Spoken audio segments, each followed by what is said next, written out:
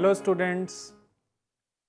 So today we shall be discussing on Unit 4, which speaks about learner-centered and learning-centered concepts and characteristics, and we'll try to understand them with certain examples. Now first, what are the different approaches of learning? Teaching learning takes place with the use of certain approaches which make teaching and learning more effective and more interesting. An approach to teach a subject is a description of how teacher goes about teaching students. It includes the various activities which are planned by the teacher and transitional ways or strategies that are employed by the teacher, and also how the teacher deals with the situations, students during the teaching and learning process in a classroom situation. Now this first explanation suggests that teacher is important. Teaching is taking place, and here the employment of any approach, the context, which plays a major role. By context, I mean the time, place, socio-economic context of the learner and the teacher, the learner's previous knowledge and previous experiences. All these is collectively known as the context, which is playing major role in the learning and in deciding the approach for learning. Now my next point is, let us consider a situation. As I suggested in the beginning, we shall be discussing this approach with certain examples. We'll try to understand difference between learner-centered approach and learning-centered approach. So I'll pausing a situation before you where Mr. Binaya takes a class. He narrates, explains different concepts and ideas. He asks questions to the selected few students. All his efforts are focused on finishing the course in time. Therefore, he finds very little time to take care of the needs and interest of the learners. Rather, he is worried about his teaching. The students are observed to be passive listeners in the classroom situation, and sometimes some of them ask few questions, which Mr. Binaya tries to maintain discipline in the class so that he can go uninterrupted in his teaching. His efforts for making his class interesting to the class, to the situation, to the context are limited, as he constrained by time. At the end of teaching the lessons, he asks 2 or 3 questions for evaluating today's learning. How today my lesson went, where I went successful, where I couldn't went that successful which was expected. And towards the end, he asks certain questions where students are less interested in what the teacher is doing in the classroom situation. Now this is situation first. Let us analyze another situation. Situation 2, where Miss Samita is taking a science class at the elementary level. She is not reading the text, dividing the whole class into 5 or 6 groups, asking students to bring a plant and observe it in each group, encouraging them to discuss about the plant in details in their group. She is facilitating the group discussion and encouraging participation of each student, giving opportunities to each student to explore and to utilize his or her experiences, asking each student to draw and label the picture of a plant in their notebook, asking each student to share their work and promoting discussions among learners. In this situation, Miss Samita is facilitator, then a traditional teacher, and demonstrated different roles and play.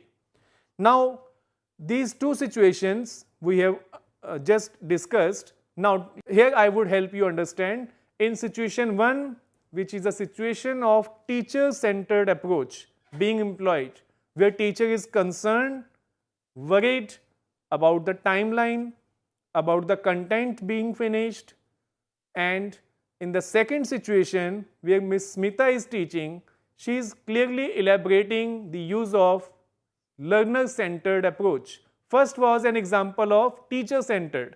Second is an example where learner-centered. In the first situation, teacher was important and teacher was planning, teacher was trying to save time, teacher was presenting the content. In second situation, teacher was presenting a situation, allowing the students to explore the situation, allowing them to enrich their experiences and gradually understand the concept. So second situation is a situation which is learner-centered situation. Now, modern psychology, constructivist learning theories suggest that all approaches we are teaching, we are dealing in a classroom situation should be learner-centered. Learner is at the center of all activities. The teacher plays the role of facilitator, where he or she is trying to help the learning process and organizing it to match the learning situations and to match the learner's condition. Teacher's responsibility is to stimulate curiosity and independent thinking, develop problem-solving skills, promote planning and its execution, supporting and suggesting themes for projects, developing self-learning, innovative acquisitions, techniques, knowledge through observation of phenomena, creative thinking, activities. All this is suggested by National Curriculum for Elementary and Secondary Education, 1987. This is referred there on page 6. As we know that learner brings with him or her his or her previous knowledge, his or her previous experiences, which influence classroom learning process. In the learner-centered approach, focus is given on the developmental stage, maturity of learning strategies, prior knowledge, prior experiences, interest, social context, and culture of the learner. As a teacher, for implementation of learner-centered approach, one must understand the learner and their learning styles. And this is strength of constructivist approach, where we are trying to understand the learner and to understand learning styles of the learner. It is essential that we know in detail the characteristics of each and every learner in my class.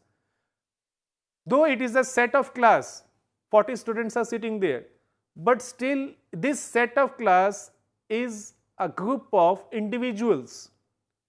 They look alike, they are of same age, they are of same class, they are studying same context, same content, but at the same time they have different learning styles. At the same time, each one have different potential, different interest in the subject matter being discussed. Now, how to understand the learner? In order to adopt the learning-centered approaches, we have to understand different aspects of a student, of a learner. For example, we need to understand health and physical development of the learner, health and physical potential of the learner, mental abilities, his or her personality, learning styles.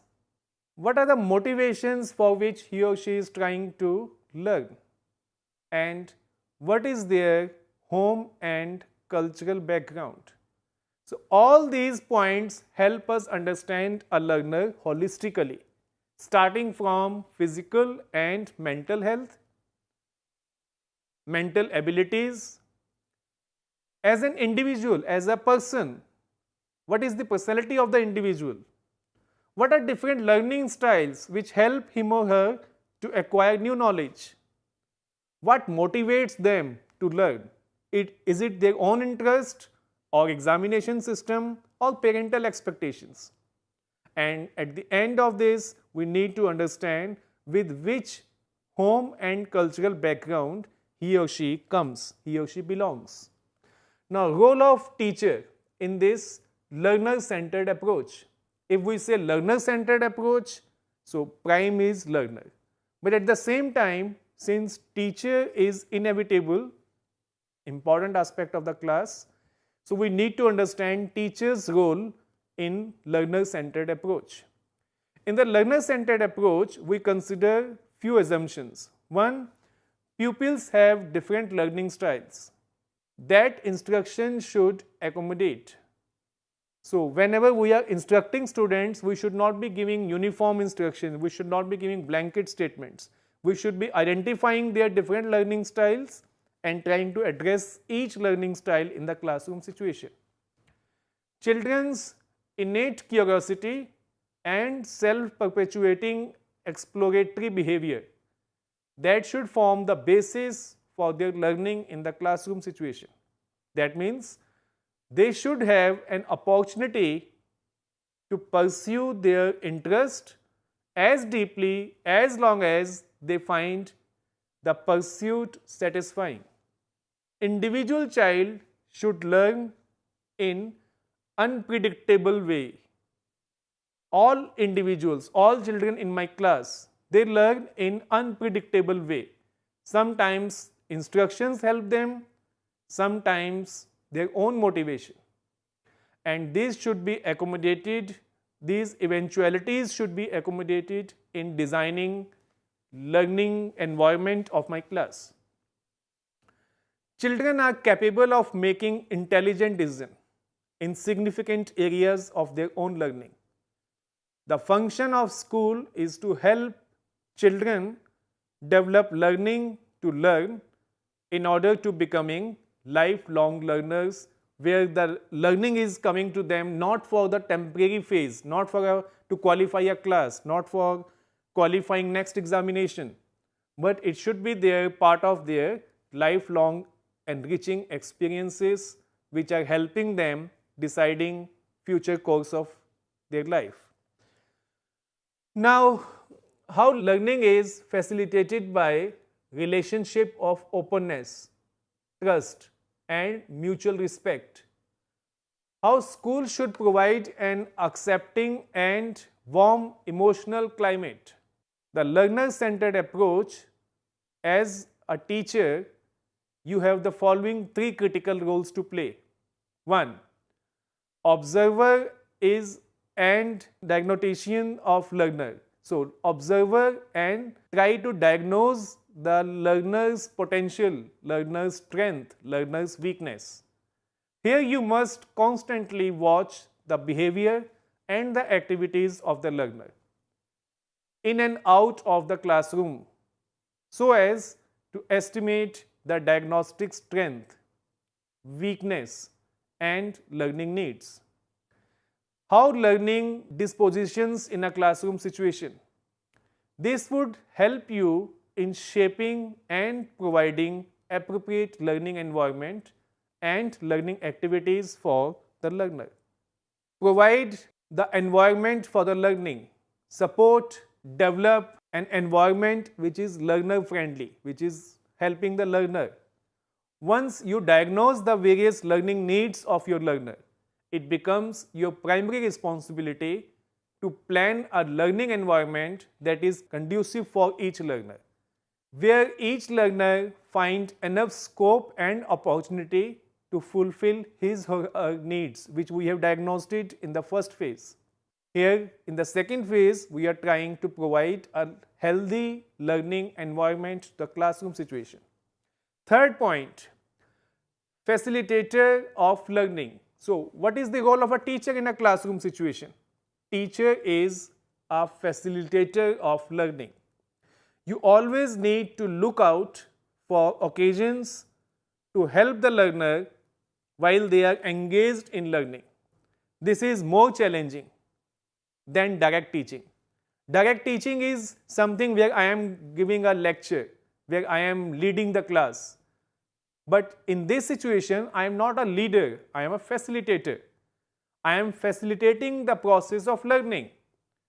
After identifying after diagnosing their situation, their learning styles, I try to provide an environment for learning, and here I am facilitating the learning situation. You always need to look out for occasions to help learner while they are engaged in learning. I am saying we should try to look out for the occasion to help a learner. We are not supposed to impose ourselves. We should restrain ourselves from the active classroom environment and let the learner be active participant in the learning process. This is more challenging than the directly teaching, as I suggested. We all know that each learner has a distinct learning style. His or her own, these variations in learning dispositions. We have to provide support at the appropriate situation during their period of learning. Further, you need to encourage the learner to be engaged in learning activities. Whatever you find them remaining inactive. If you find somebody is getting inactive in a classroom situation, try to seek their attention. Try to have them with you mentally, emotionally, and then help them becoming an active part of a classroom situation. Now, learning-centered approach. The first was learner-centered approach. Now, I will be discussing learning-centered approach. Learning-centered education focus on the learning process. All those involved in the education of students, such as teachers, are also co-learners with the students in the learning-centered education. It is basically learner-centered, but it also includes teacher in the process of learning in a classroom situation or whatever situation we are adapting to. Researches have shown that a learning-centered education helps students acquire competency in skill areas and creating lifelong learning experiences. For example, when you take your students out on a field, you are taking them for a trip to a new place like a dam or a factory. The students not only learn a great deal from the observation and interaction with the technical experts, workers, peers, and other people available on the situation, but also learn several aspects of construction, operation, and utility of the organization, which you can further use in developing your understanding and that of your students through mutual discussions. So, a mutual discussion between you and your students always supplement the observation. So, observation is one thing where I observe thing, but post-observation situation where I sit with my learner, mutually discuss what have we observed, what aspect of the organization, the dam or the field, factory or the industry we have visited, what aspect of that I have understood. And during the process of discussion, two-way traffic, we always enrich those learning experiences of the learner. Learning-centered education places the student at the center of education. It begins with the understanding the educational context from which a student comes.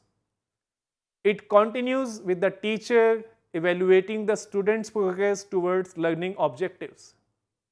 By helping the students to acquire the basic skills to learn, it ultimately provides a basic for learning throughout life. It is therefore, there are places the responsibility for learning on the student. So, this method places the responsibility for learning on student, while the teacher assumes the responsibility for facilitating this learning, this education. This approach strives to be individualistic, flexible, competency-based, varied in the methodology and not always constrained by time or by the place. So, that is important to understand here. Keep it in mind. The teacher attempts to maximize students' productivity, knowledge, their styles of acquisition the knowledge, and increasing their skills and developing the person and as their professional competencies and abilities. The teacher may hence use a variety of instructional tools and methods as well as flexible arrangements of time and place. Learning assume primary responsibility for their choices and have opportunities to exercise control over their learning. As a result, there are collaborative partnerships taking place among all those who are the stakeholders of children's learning, be it parents, be it teachers. Now, what are the educational practices for this? Collaborative group learning both inside and outside the classroom. Individual student inquiry and discovery is helping it. This can be taken as an example of another educational practice. Inquiry and discovery by students and teachers together, where both are working as partners, where learning is mutually beneficiary exercise activity, where teacher is learning and student is also learning, and both are complementing to each other's experiences, each other's observations. This style is problem solving inquiry learning. This motivates problem solving inquiry learning. It synchronizes interactive distance learning, hands-on experiential learning activities, on-site field experiences, and self-paced performance on contextual tasks. Now, what are the characteristics of the learner-centered education? The major characteristics are as follows. Number one, students construct knowledge through gathering and synthesizing information and interacting with the general skills of inquiry, communication, critical thinking, problem solving, and so on. Emphasis is on using communicating knowledge effectively to address enduring and emerging issues and problems in real life context. The teacher's role is to coach, is to facilitate. The teacher and students evaluate learning together. It is not that teacher is evaluating learning. It is a joint process where learner as well as teacher both are evaluating the process of learning. Teacher and assessing and interwoven. The teaching which is happening there is assessing and interwoven with the content and with the learner. Assessment is used to promote a diagnose learning.